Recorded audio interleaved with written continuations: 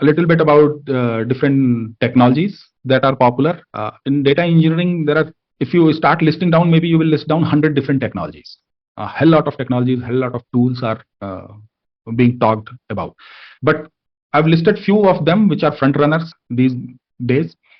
So these two are the core for a data engineer: SQL and one programming language, and Python has came out as the most popular and most heavily used programming language in the data engineering space. So SQL and Python are the core skills for any data engineer, at least for the modern data engineers. If you are weak in any of these, then you will, as a career, you will always face some challenges. So for everyone who is in the data engineering space, these two should be very strong for everyone. And then there are three types of technologies.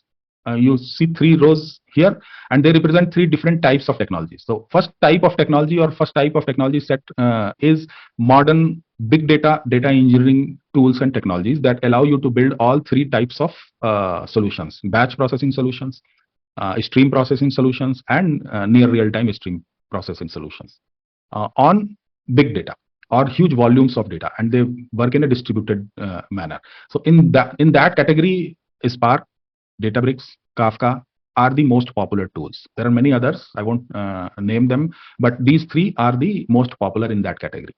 The second category comes as a cloud data warehouse. As I talked, it all evolved from the data warehouse architecture. Initially, we were using data warehouses to build data engineering platforms and data engineering systems. So, and that was kind of solid. But with the evolution of big data, people started identifying some limitations here. These systems themselves try to overcome that limitation. We will learn about it, how, what were those limitations and how we try to overcome that.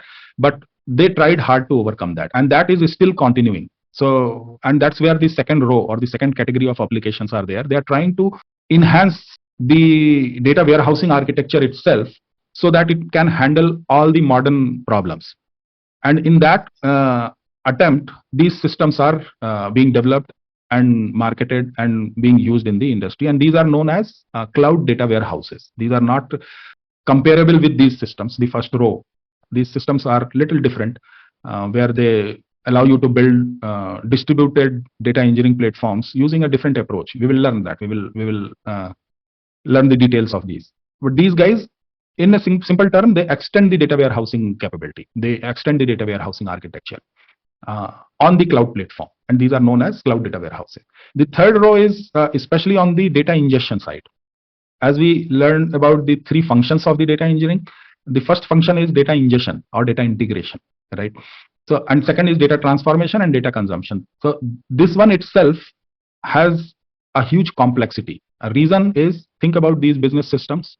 We need to ingest data from these business systems, and these business systems choose where to store their data based on their requirement. What they choose the systems to store their data, to build their systems, whatever fits best for them. They don't think that data consumers will also need this data, data engineers will have to consume this data. They don't care about that. What they care is what storage system is best fit for my application. So the data producers will produce data and store it in 100 different types of systems. So that variety of these systems here is huge, right?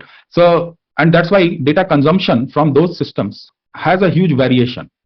So for that reason, that area, data ingestion and data integration area itself is a complex area of the data engineering, and it requires specialized tools with different kind of capabilities. And that's where the technology has been evolving, especially focusing on the data ingestion. And these are the front runners in that technology and for that function. Azure Data Factory is one. Cloud Data Flow is another one for the Google Cloud, and for AWS Data Pipeline is quite popular. So those are the tools that are mostly nowadays being used for data engineering projects. This is very limited. This is not exhaustive. There is a huge list. If you are already into the industry trying to understand and work, or already working with data engineering projects, you know that list is huge. But these are the front runners.